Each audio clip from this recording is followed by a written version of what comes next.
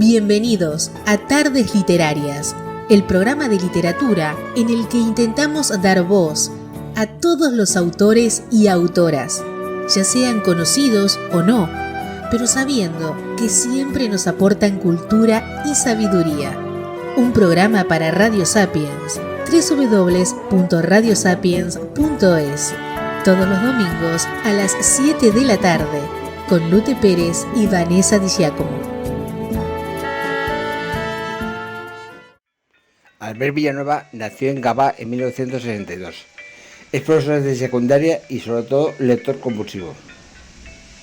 Empezó a publicar en 2017 con el ensayo Yo no quiero ir a esta escuela, donde destapaba todos los errores que lastran nuestro sistema educativo.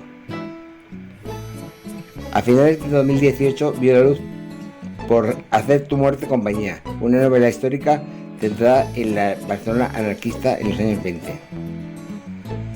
En el 2022, mientras prepara una novela sobre el exilio, nos presenta Pactos. Es su primera novela de la trilogía que tiene previsto escribir este escritor, con el inspector de los Mossos de Escuadra, Miquel Pruna, como protagonista. Encontraréis más información en la web del autor www.albertvillanueva.es.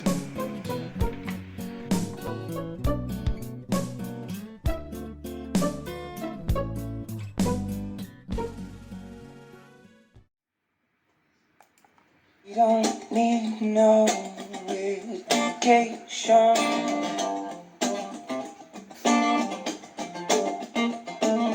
We don't need no thought control. Un currículum muy alejado de la realidad de los alumnos. Una evaluación muy poco formativa y que muchas veces es solo calificadora. La dictadura que han conseguido los libros de texto en el aula. Deberes para casa excesivos y muchas veces sin sentido. Un sistema que penaliza el error en lugar de aprender de él. Lecciones magistrales por parte del profesor. El profesor, único centro del proceso de aprendizaje. Prácticamente los exámenes son la única fuente de evaluación. Un continuo cambio de leyes educativas en nuestro país. Falta emoción en las aulas. All in all, you're just another break in the wall. Cuando llevaba 15 años en la docencia, llegó un momento en que la cosa empezó a dejar de funcionarme. Aquellas cosas que me habían funcionado en el aula, parecía que ahora ya no funcionaban bien. Yo no disfrutaba igual en el aula, mis alumnos yo creía que tampoco disfrutaban. Empezó un momento de dudas, empecé a pensar que cómo era posible que aquello que me había funcionado hasta ahora, de golpe o razón, dejara de funcionar. Y esas dudas me llevaron incluso a plantearme dejar la docencia. Fueron unos momentos en los cuales empecé a echar la culpa a todo el mundo. Empecé a echar la culpa a los alumnos, que si ahora estudiaban menos, que si se esforzaban menos, que si ponían menos dedicación, que si pasaban de todo. Eché la culpa a los padres, que si no estaban suficientemente encima de los alumnos, que si no se preocupaban de los estudios, que si no daban apoyo a los profesores. Eché la culpa a la administración, que si cambiaban de ley constantemente, que si no nos daban formación.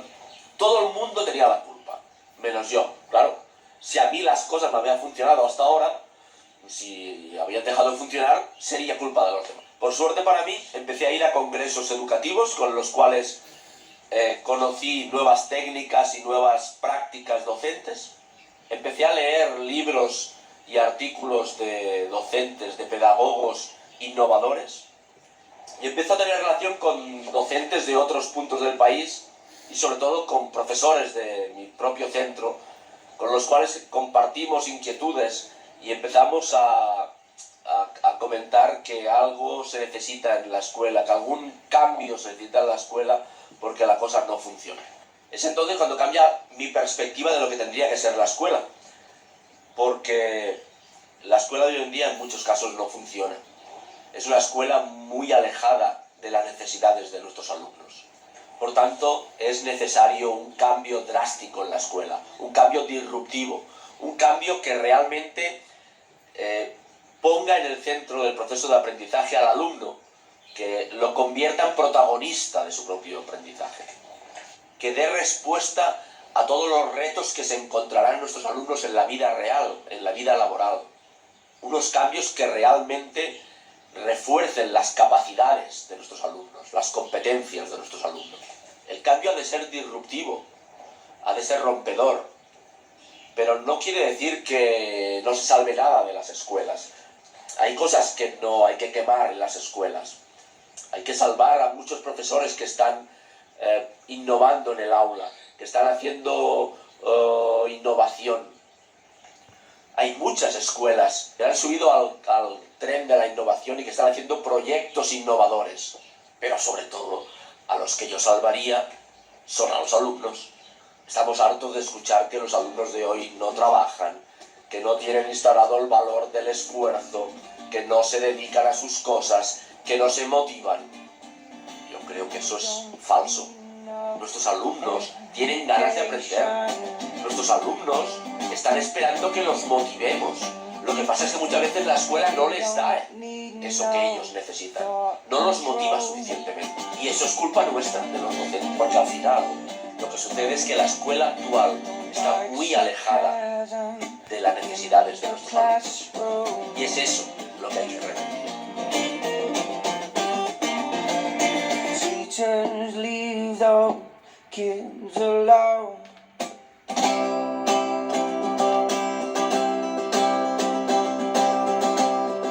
Hey, teachers leave those kids alone.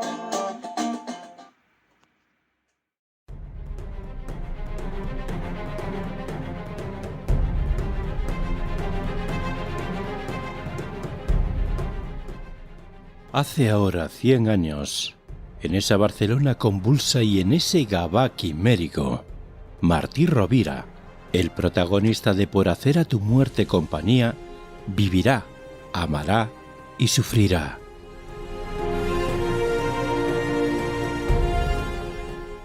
Unas veces por ideales y convicciones, y otras por imposición y necesidad.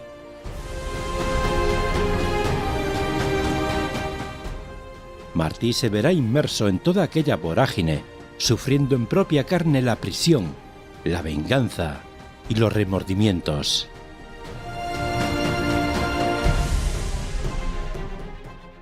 Una existencia agitada y conmovedora que se vería truncada a los 28 años.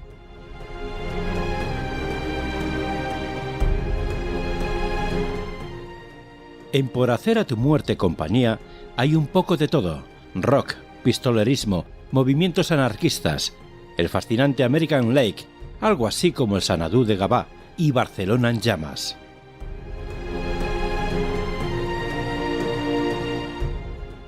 Los recuerdos jugando a la ruleta rusa, el demonio azul del tiempo y el esplendoroso perfume de los héroes añorados. Por hacer a tu muerte compañía, una novela de Albert Villanueva.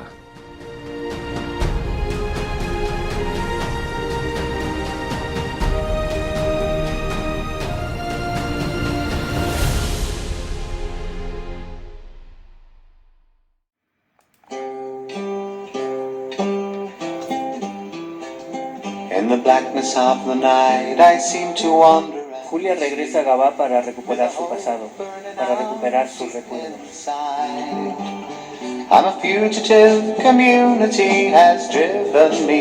Pero aquel ya no es su pueblo, aquellas calles ya no son sus calles. Y un día encuentra una foto donde reconoce a su abuelo, Martí, aquel abuelo al que Julia nunca llegó a conocer. Aquel abuelo del que solo le habían explicado algunas cosas. Aquel abuelo al que ahora realmente iba a conocer.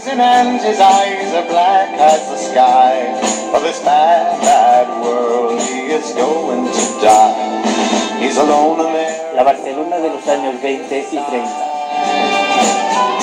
Una ciudad sacudida por los movimientos anarquistas.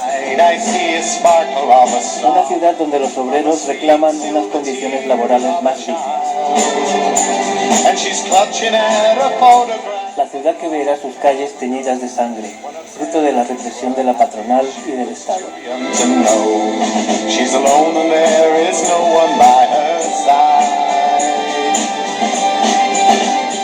El Gavà de los años 20, un pequeño pueblo donde un potentado barcelonés, Artur Costa, proyectará lo nunca imaginado. El American Lake, un parque recreativo con lago, casino, hotel, que iba a convertirse en el Montecarlo catalán.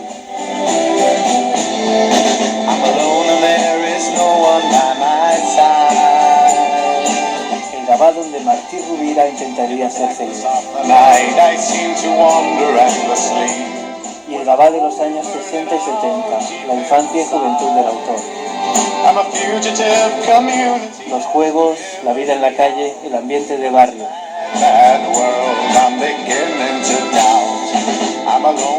Aquel Gavà que ya no existe.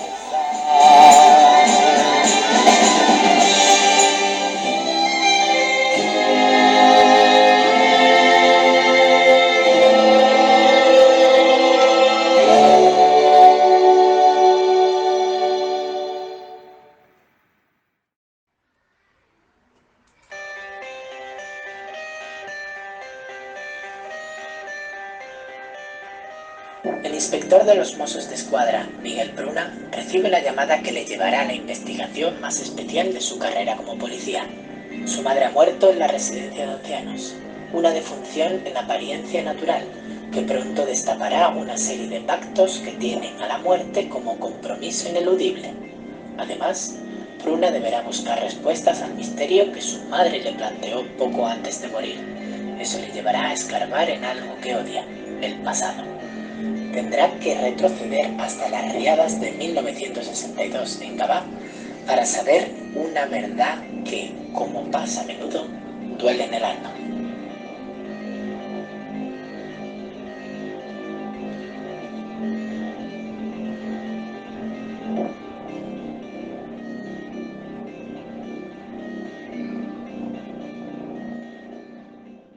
Tras el deslumbrante debut en la narrativa de Albert Villanueva con la fantástica novela histórica Por hacer a tu muerte compañía, nos sorprende ahora incursionando en la novela negra con Pactos, el primer caso del inspector Pruna.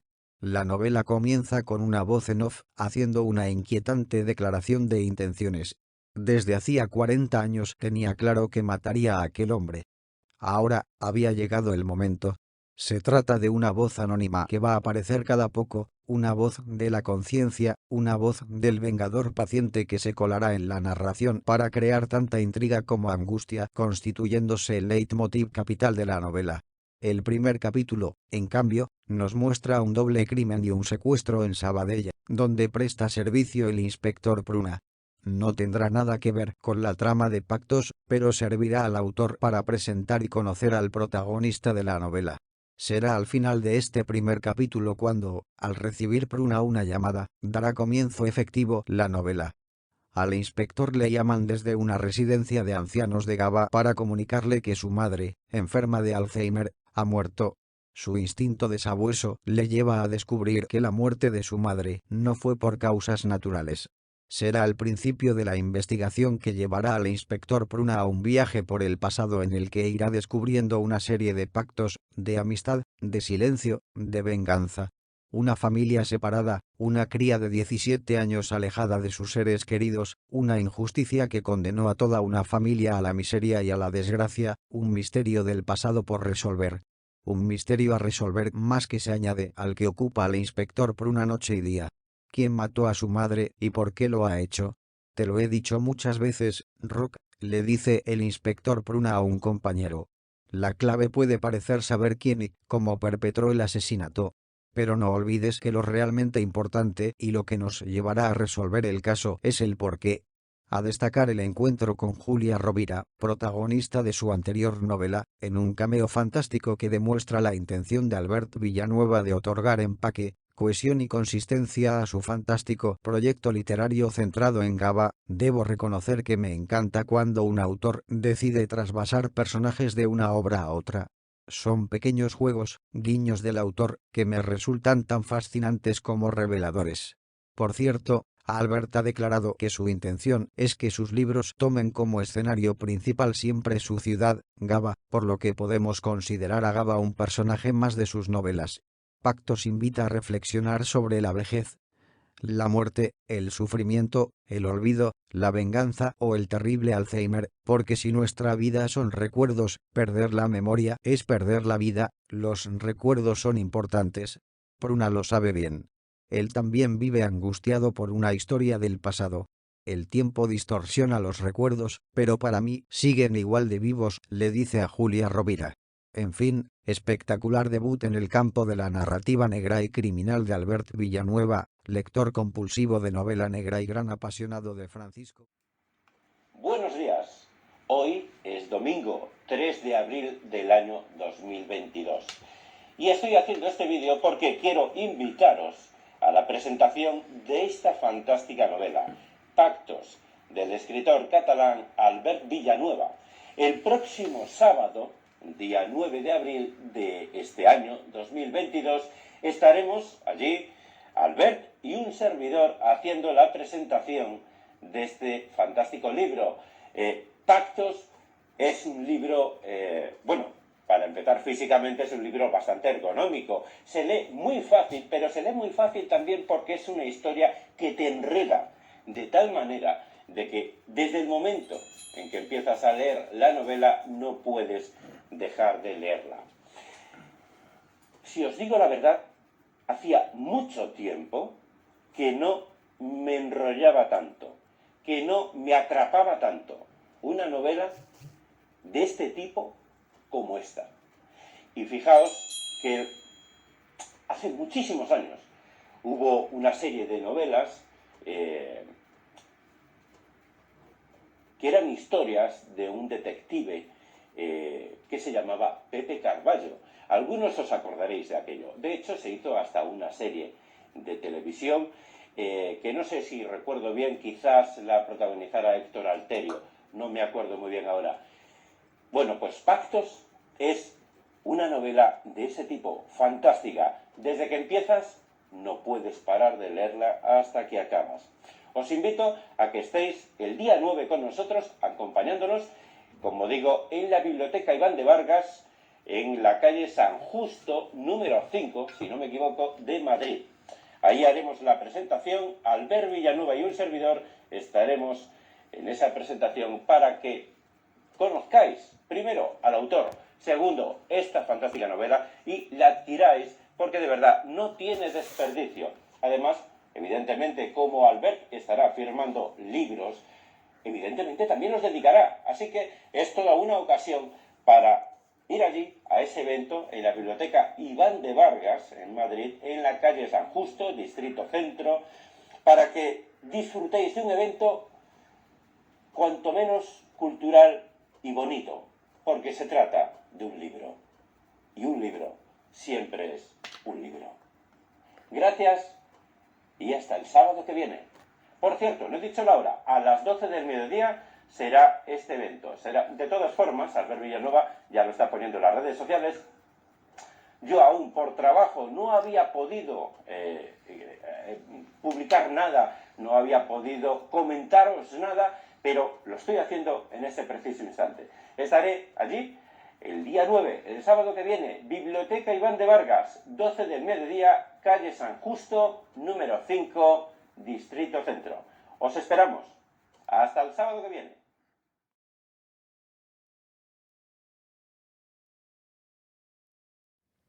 Nacido en Gabá en 1962, Albert Villanueva es profesor de secundaria y sobre todo lector compulsivo. Empezó a publicar en 2017 con el ensayo Yo no quiero ir a la escuela, donde destapaba todos los errores que lastran nuestro sistema educativo. A finales de 2018 vio la luz Por hacer a tu muerte compañía, una novela histórica centrada en la Barcelona anarquista de los años 20.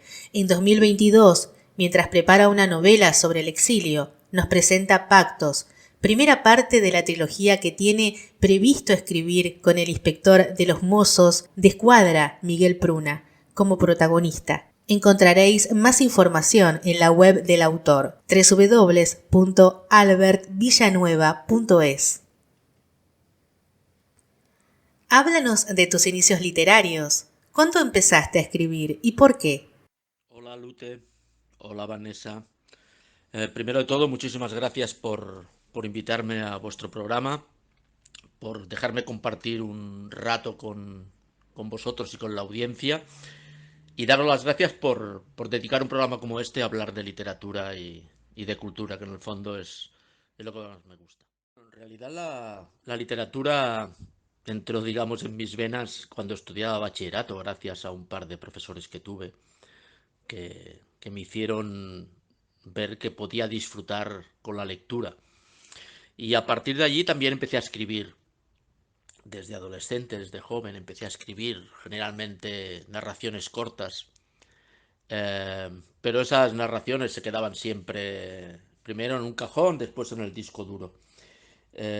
Podemos decir que empecé a escribir desde joven y empecé a publicar desde adulto, porque realmente no fue hasta el año 2017 cuando publiqué mi primera obra.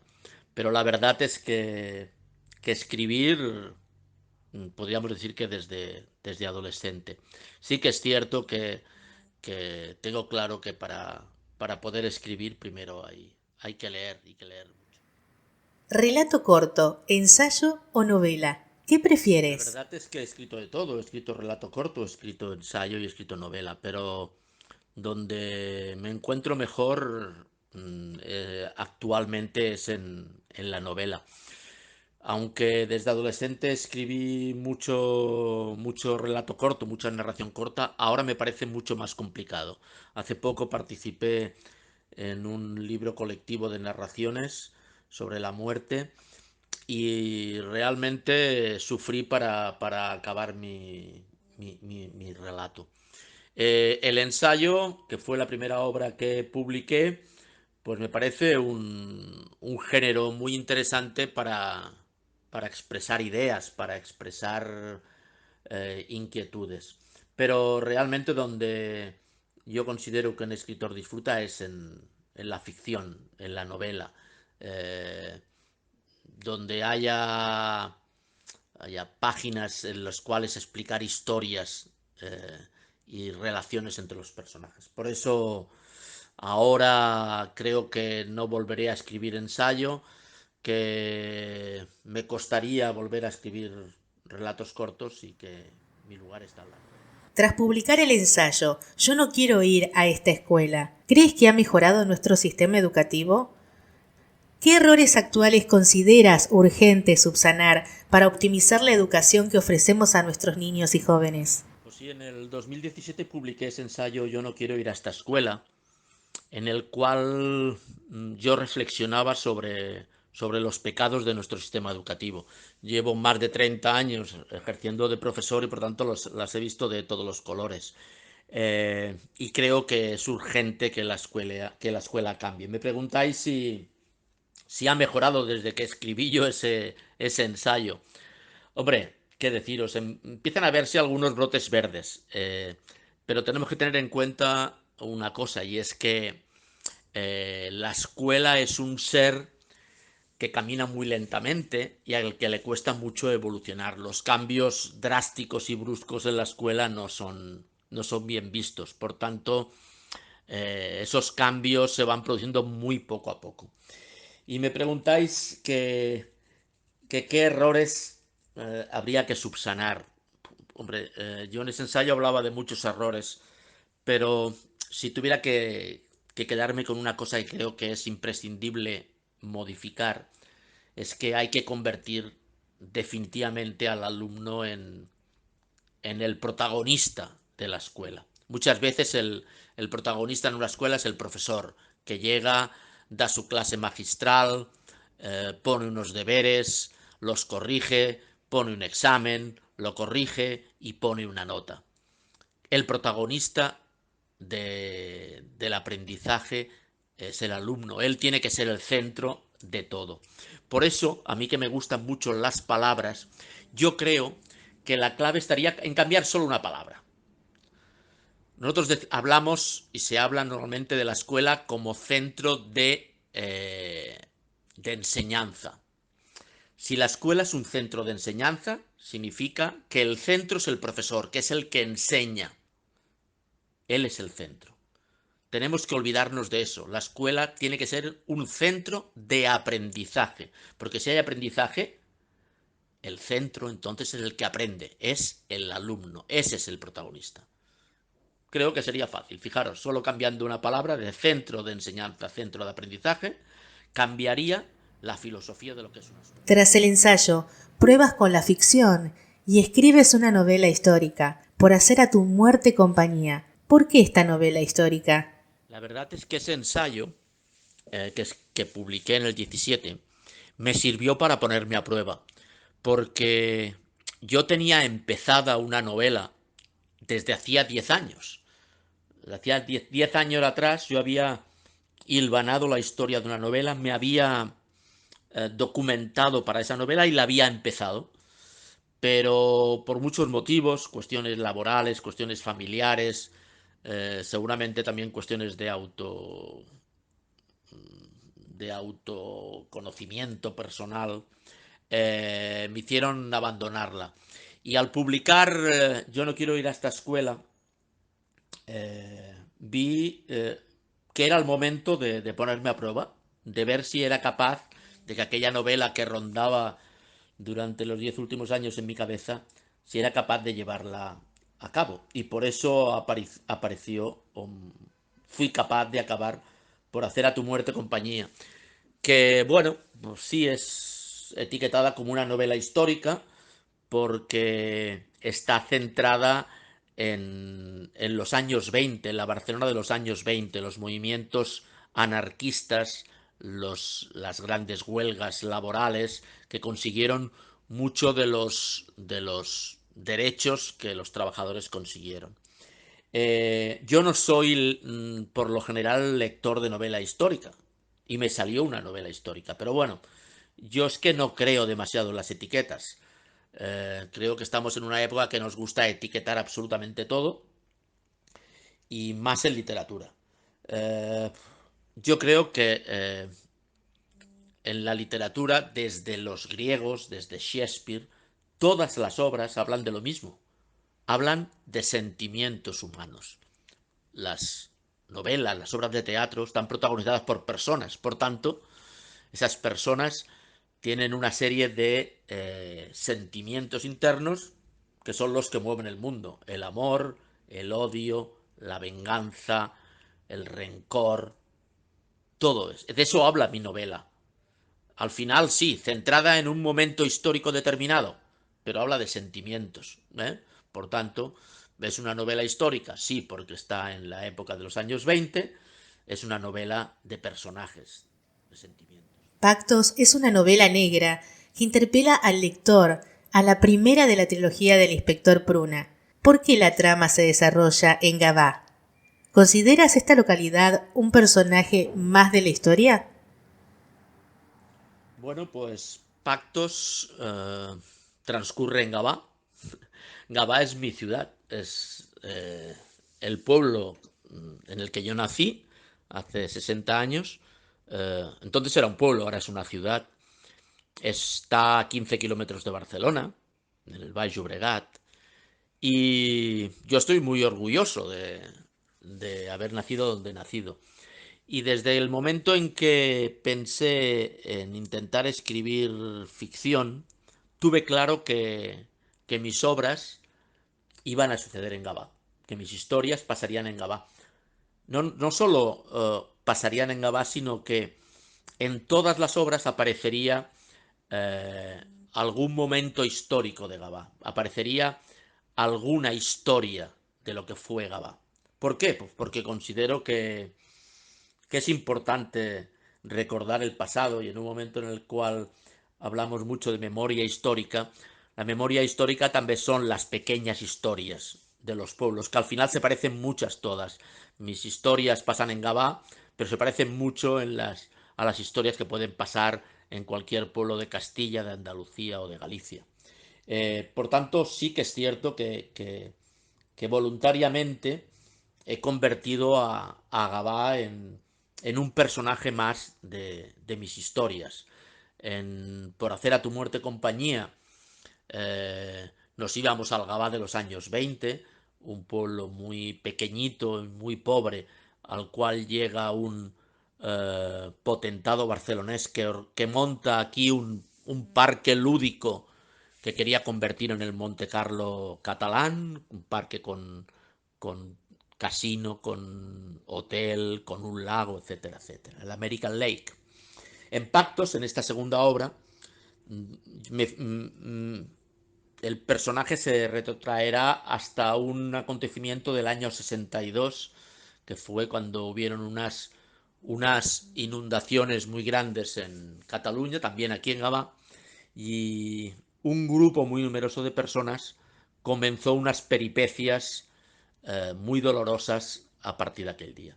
Por eso, sí, es cierto, Gavà es un personaje más de mis historias. La novela arranca con un doble crimen y un secuestro en Sabadell, donde presta servicio el inspector Pruna. ¿Se trata de un inicio impactante para presentarnos al protagonista o un toque de atención sobre la violencia en esta ciudad? Pues sí, Pactos comienza con un secuestro y con un doble crimen en Sabadell. Y cuando acaba ese capítulo, ese primer capítulo, al poco tiempo nos damos cuenta de que eso que se nos ha explicado no va a tener nada que ver con el resto de la trama. Es un capítulo que me sirve para presentar a Miquel Pruna, al personaje protagonista de mi novela, de esa trilogía que tengo pensada sobre este inspector de los Mossos d'Esquadra.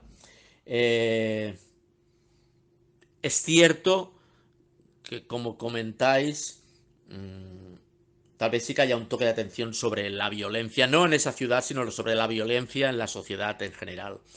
Pero creo que ese capítulo me sirve para que el lector empiece a conocer la manera de actuar de Miquel Pruna, la manera de pensar, y también empezar a empatizar con los fantasmas que van a arrastrar a Pruna durante toda su historia.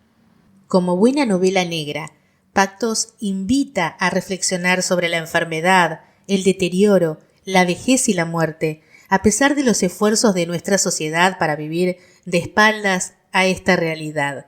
La madre de Pruna, enferma de Alzheimer, muere en extrañas circunstancias en una residencia de ancianos de Gavà. El Alzheimer es una de las peores enfermedades que puede sufrir un ser humano. ¿Qué opinas? Pues sí, el Alzheimer es una de las grandes lacras de la sociedad actual, ¿no? De las grandes penas de estos momentos. Yo, ahora ya que me he hecho mayor, quieras que no, siempre piensar en que estás entrando en la recta final de tu vida. Y al final, yo personalmente, miedo a la muerte no le tengo. Le tengo miedo al dolor, al sufrimiento. Lo que yo no querría sería sufrir cuando muera, ¿no? Y posiblemente el sufrimiento mayor es el que arrastra el Alzheimer, ¿no? Porque olvidas tus recuerdos y nosotros vivimos de recuerdos. Nuestra vida solo son recuerdos, ¿eh? El presente dura un segundo y ya es pasado, y ya es recuerdo. Por tanto, perder los recuerdos es perder nuestra vida.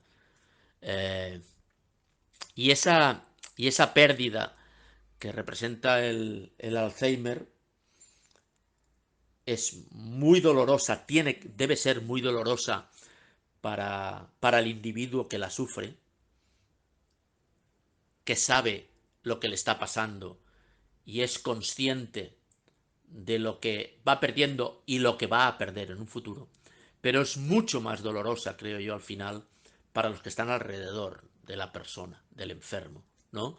Que van viendo ese deterioro y que van viendo cómo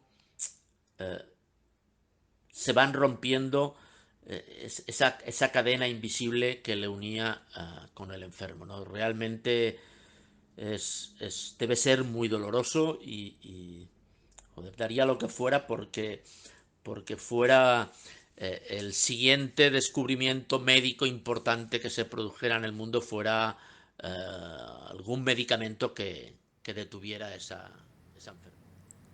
Hablando de Alzheimer, es una pena no haberte conocido antes. Tanto Lute Pérez como yo participamos en una bonita antología, Los hilos de la vida, en la que, de haberte conocido antes, estoy segura hubieras participado también tú, ¿no es cierto? Hombre, pues sí, hubiera sido interesante. Recientemente he participado en una obra conjunta que aún no se ha publicado sobre el tema del luto a la muerte, de los pasos por lo que pasa una persona cuando sufre la muerte de un ser querido. Y he descubierto que, aunque, como he dicho antes, la narrativa corta me cuesta, sufro con ella, me encanta participar en cosas así, ¿no? En cosas conjuntas en las cuales diversas manos y diversas mentes intervengan para crear una cosa conjunta, ¿no? Lástima que hemos llegado tarde. Otra vez. La investigación de Pruna y su equipo para esclarecer la muerte de la madre del inspector nos llevará hasta un tema objeto de aclarado debate en la sociedad española, la eutanasia. Llegados a un cierto punto de deterioro físico y mental, ¿es lícito poder elegir cómo y cuándo morir? Hemos hablado del Alzheimer y ahora hablamos de eutanasia. ¿Qué queréis que os diga? ¿Es lícito elegir cómo y cuándo morir? Sí, clarísimamente sí. Todo el mundo debe tener derecho a una muerte digna. Y una muerte digna significa una muerte sin sufrimiento, una muerte sin un deterioro que te evite continuar ser persona. Está clarísimo, ¿no? Ha sido una de las grandes luchas de los últimos años, por fin se ha conseguido y para mí es una victoria. Todo el mundo tiene derecho a una vida digna y la muerte solo es una parte de la vida. Por tanto, todos tenemos derecho a morir dignamente y a decidir cuándo y cómo morir. Y sobre todo, poder elegir la eutanasia significa poder morir pacíficamente al lado de los tuyos. Podríamos recordar centenares de casos de gente que, al no estar legalizada la eutanasia, ha tenido que morir sola, ha tenido que tomar esa decisión él solo, ella sola, su familia no ha podido acompañarlo en ese trance. Creo que ese es el gran triunfo de la eutanasia. Te permite morir dignamente y acompañado de los tuyos. En la última novela, el lector encontrará varios pactos sellados a lo largo del tiempo entre los diversos personajes. Destacamos el acuerdo de un grupo de amigos, la Colla de los 14, para ingresar juntos a una residencia de ancianos y vivir acompañados sus últimos años. ¿Te has inspirado en casos reales? Pues sí, en pactos hay muchos pactos y el primero de ellos es ese pacto de amistad, ¿no? Ese pacto de amistad que años atrás habían hecho la cuadrilla de amigos de la madre del inspector Pruna. El decidir que cuando fueran ancianos, poder estar todos juntos en la misma residencia, aquellos que quedaran, poder estar juntos hasta el último día en la misma residencia. esa colla de los 14, dels 14, la colla dels 14, el grupo de los 14, la cuadrilla de los 14, está inspirada en la cuadrilla que tenían mis padres. Mis padres iban siempre junto con 6 matrimonios más, eran 7 matrimonios en total, que lo hacían todos juntos. Se iban de vacaciones cuando podían, salían al teatro, salían a bailar, hacían cenas, montaban fiestas, se iban los domingos a la montaña con los 35 niños que había en ese grupo, que éramos los hijos, y lo hacían todo juntos. Y yo siempre, desde jovencito, cuando veía esa unión entre ese matrimonio, siempre pensé, sobre todo a partir del momento en que murió mi padre, que murió muy joven, con 60 años, en el 93, pensé que cómo a ese grupo le hubiera gustado poder pasar los últimos años también juntos en la misma residencia, ¿no? Y esa idea que a mí desde siempre me rondaba en la cabeza es la que tomé como punto de partida para mi historia, ¿no? De conseguir que la madre de mi protagonista, de Pruna, del inspector Pruna, pues estén, esos que quedan, ya no son 14, son 10 creo, los que quedan, pues que estén juntos en la residencia, conviviendo, disfrutando, acompañándose en ese último tramo de su vida. La venganza, sin importar los daños colaterales que pueda causar, es otro tema espinoso que Pactos plantea al lector. ¿Vale la pena vivir por y para la venganza? ¿Ayuda a reparar el daño causado? Sí, la venganza es el segundo de los pactos que se encuentran en mi novela. El pacto de venganza, un pacto sellado por él o los asesinos muchos años atrás y que les llevará toda una vida a cumplir. Y precisamente eso era uno de los objetivos de mi novela, que el lector acabara empatizando con él, la o los asesinos. Primero, que empatizara, que viera que al final, yo tengo claro que los asesinos en serie están muy bien para las películas y para las novelas, pero que sí que ha habido asesinos en serie, pero que no es lo normal. Lo normal es que los asesinatos los cometan personas normales, personas como yo, o como vosotros, o como cualquiera de nuestros vecinos, ¿eh? Cualquiera puede convertirse en un asesino, en un pacto de venganza que aparece en mi novela. Novela negra, con trazos de novela histórica.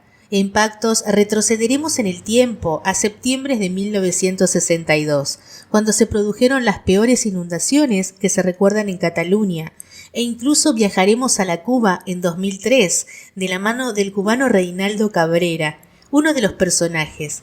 ¿Cuál es el objetivo de incluir estos hechos históricos en la novela?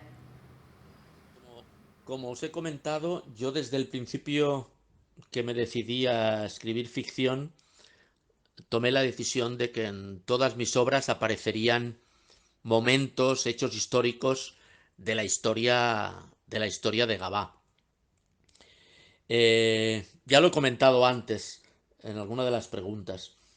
Considero que la historia en mayúsculas está formada por historias en minúsculas, por historias personales, por historias de pueblos pequeños, por historias de ciudades de pocos habitantes. Y esas historias en minúscula merecen ser conocidas porque significan mucho para los que la vivieron. Y al final, también lo he comentado, esas historias en minúsculas se parecen mucho, sucedan aquí en Gavà, o sucedan en el País Vasco, o sucedan en Extremadura, o sucedan en las Canarias, ¿vale?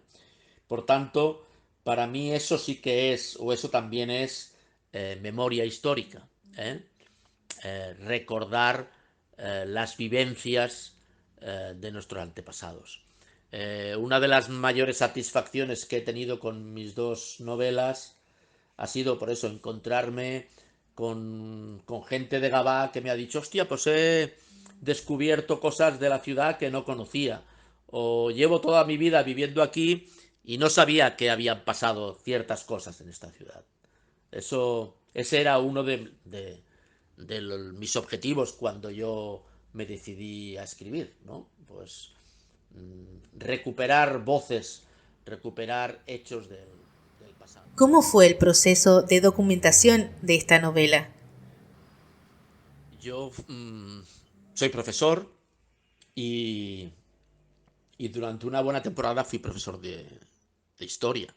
Y algo de eso se me quedó clavado porque una de las partes del proceso creativo que más me gusta y con el que más disfruto es con el periodo de la documentación, ¿no? Con la documentación de Por hacer a tu muerte compañía estuve meses y meses investigando los movimientos anarquistas, todo lo que sucedió en los años 20 en Barcelona y en España, y eso me hizo aprender. Con Pactos me he documentado e investigado mucho sobre las riadas que hubo en el año 62, tanto aquí en el Vallès como en Gavà, y descubrí gracias a un periodista que publicó un libro, pues todo el montaje propagandístico y de corruptelas que hizo el franquismo en aquella desgracia de las riadas.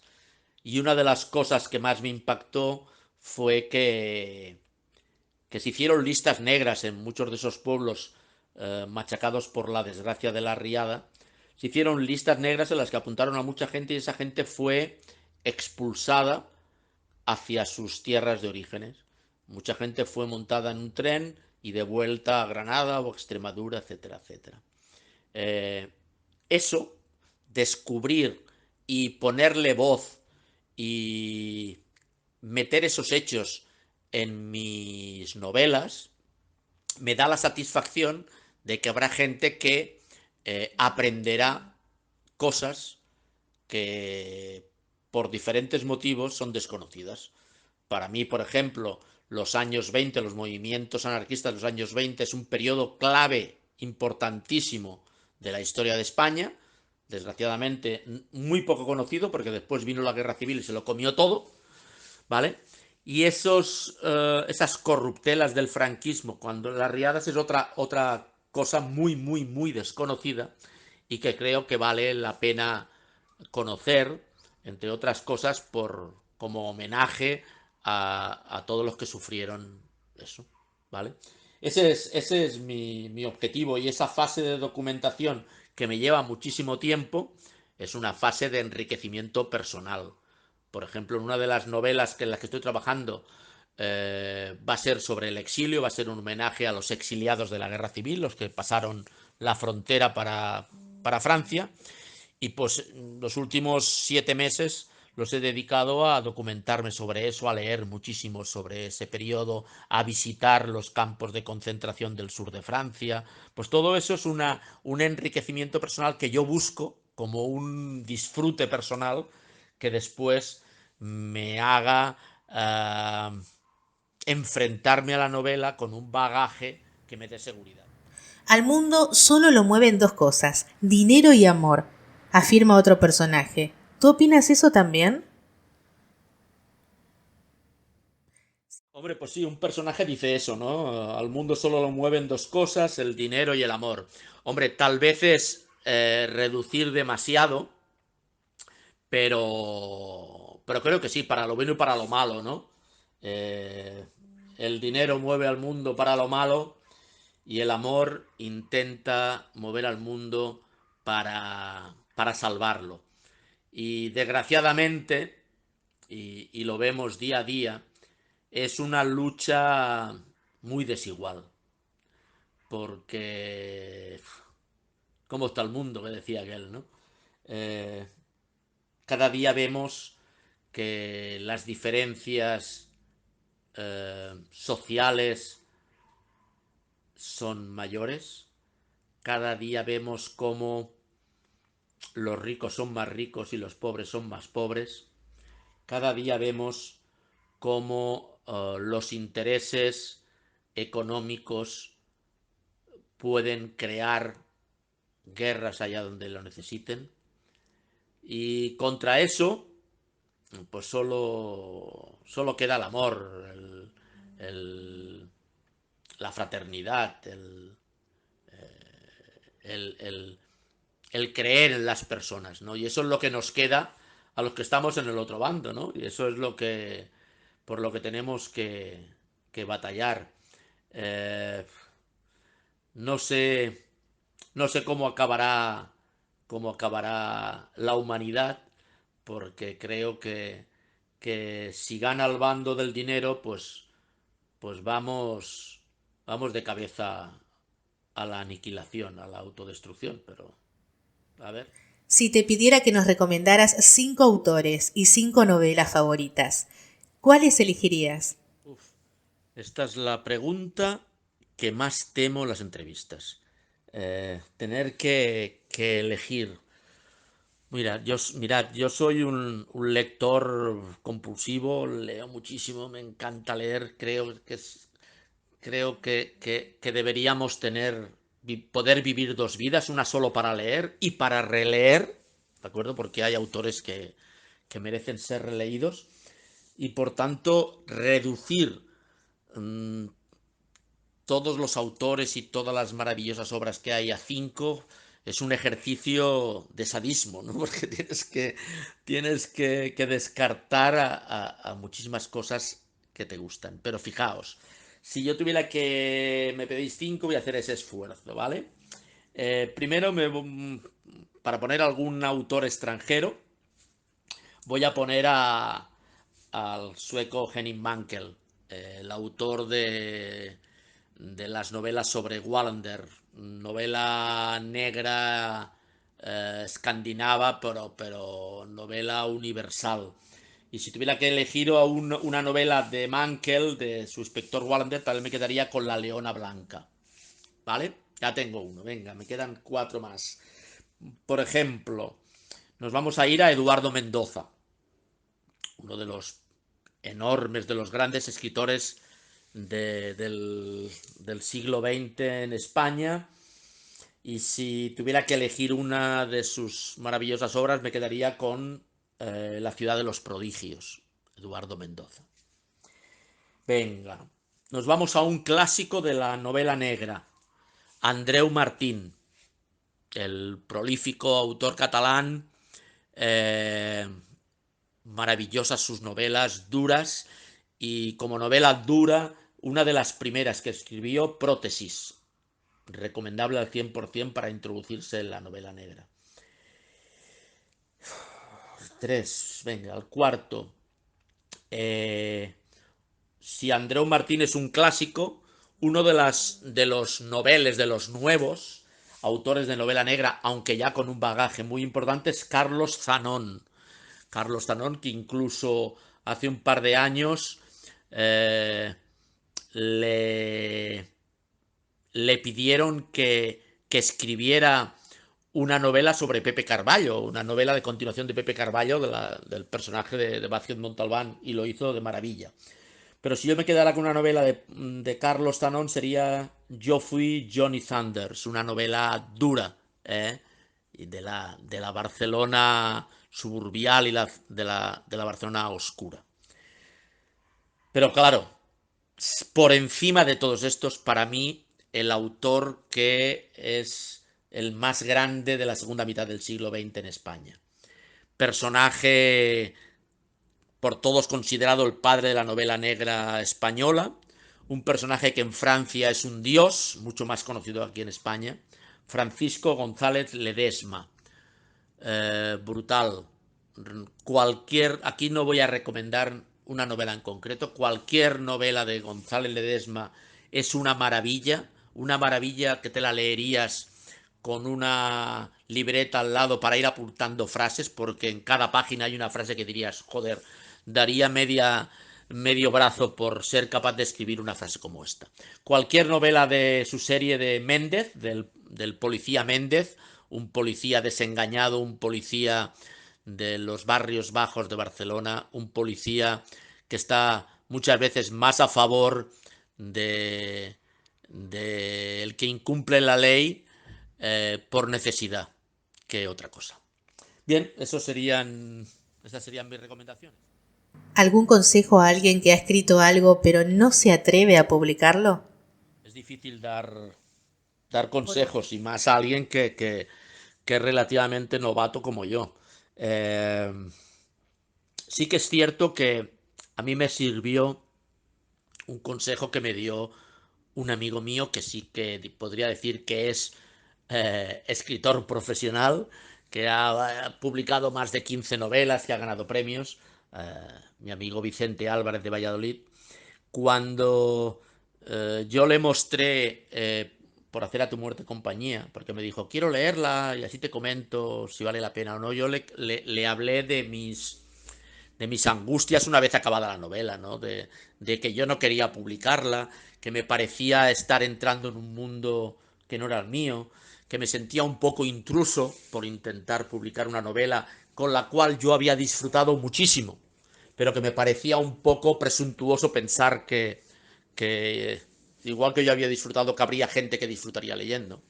Y él me dijo, mira, Albert, esa angustia al acabar una obra la tenemos todos. Hayas publicado 20 novelas o sea la primera que publiques. Todos pasamos por esa angustia de si esto vale la pena, si esto va a gustar.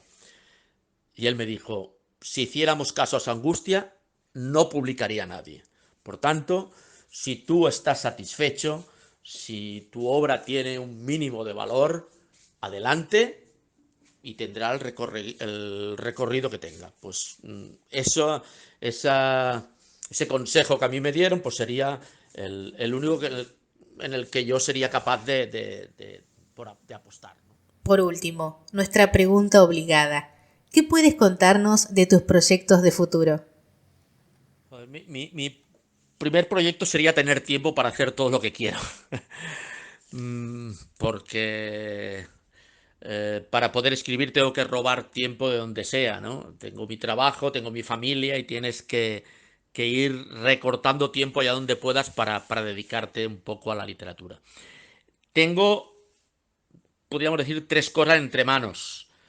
Cuando preparaba Pactos, guionicé 2 novelas más sobre el inspector Pruna, para que fuera una especie de trilogía. Y esas novelas están guionizadas. Pero como soy hombre de culo inquieto, cuando acabó Pactos me puse a trabajar sobre una novela que quiero hacer sobre el exilio, ¿no? Sobre un homenaje a todos los exiliados que pasaron la frontera hacia Francia pensando que allí encontrarían refugio después de perder la guerra civil, y lo que se encontraron fue unas penurias inmensas. Entonces, los últimos 8 meses los he dedicado a documentarme para esa novela del exilio, y comencé la novela del exilio justo cuando, una vez publicado Pactos. ¿Qué ha sucedido? Que los lectores de Pactos me dicen, ostras, ahora no puedes dejar al inspector Pruna colgado ahí, necesitamos la segunda del inspector Pruna. Con lo cual me han arrastrado a que empiece también la segunda novela de Pruna, que es la que ahora actualmente llevo más avanzada. Ya la tenía guionizada, he empezado a escribirla, prácticamente ahora tengo la mitad de la novela escrita, y es con la que ahora me estoy involucrando al máximo, porque creo que me va a ser más fácil acabar la segunda de Pactos, la segunda de Pruna, perdón, y después dedicar mucho más tiempo a la del exilio, que es una novela más profunda y mucho más dura. Y después, cuando acabe esa del exilio, llegaría a la tercera y última del inspector Pruna, con la que acabaría ese personaje. Por tanto, tengo por delante 3 novelas que están guionizadas las 3 y que 2 de ellas ya están empezadas.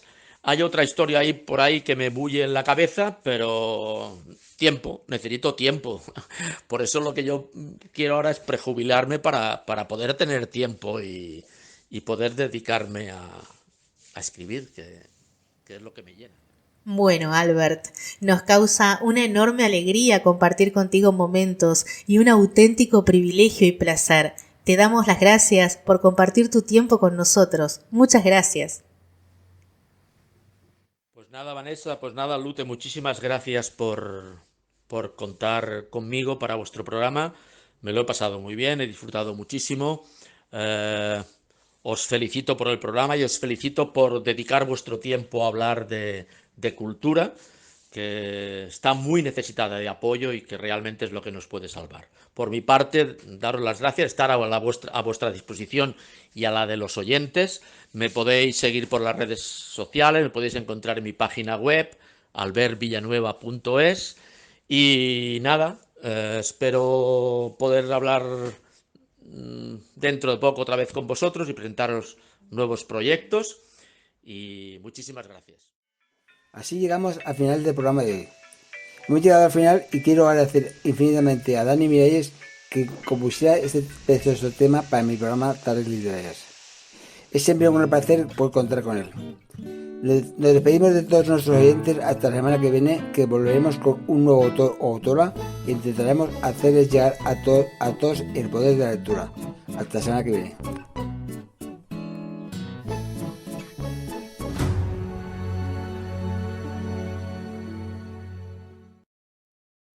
¿Y tú? ¿Qué estás dispuesto a hacer?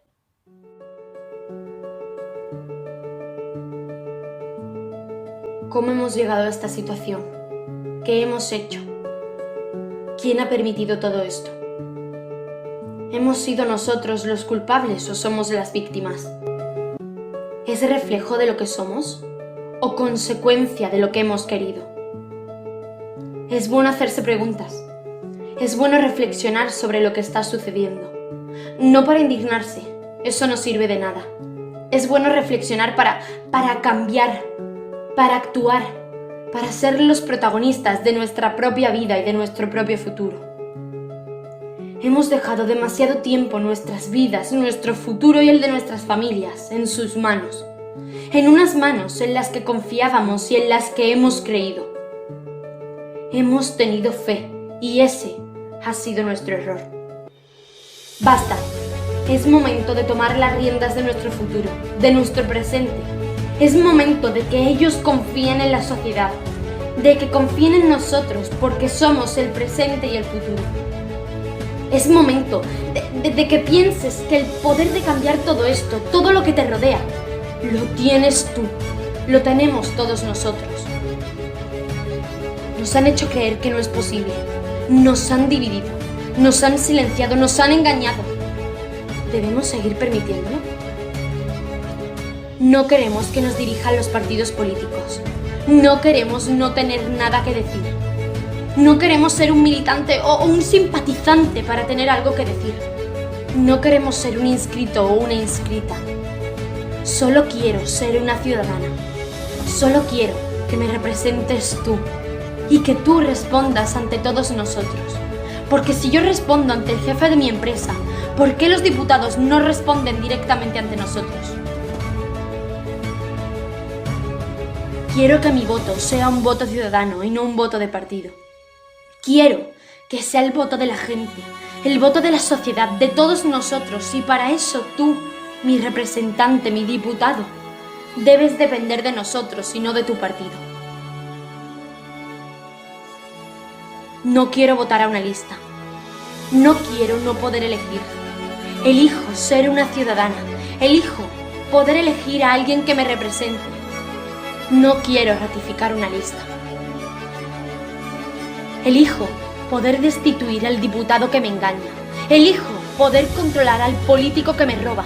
Elijo ser ahora la protagonista de mi futuro. Es hora de que la soberanía vuelva al pueblo. Es hora de dar fuerza a la sociedad, a todos nosotros. No quiero creer más. Elijo hacer, elijo actuar y actuar ahora. Es hora de convertirnos en una sociedad democrática y participativa. Es hora de una verdadera democracia representativa.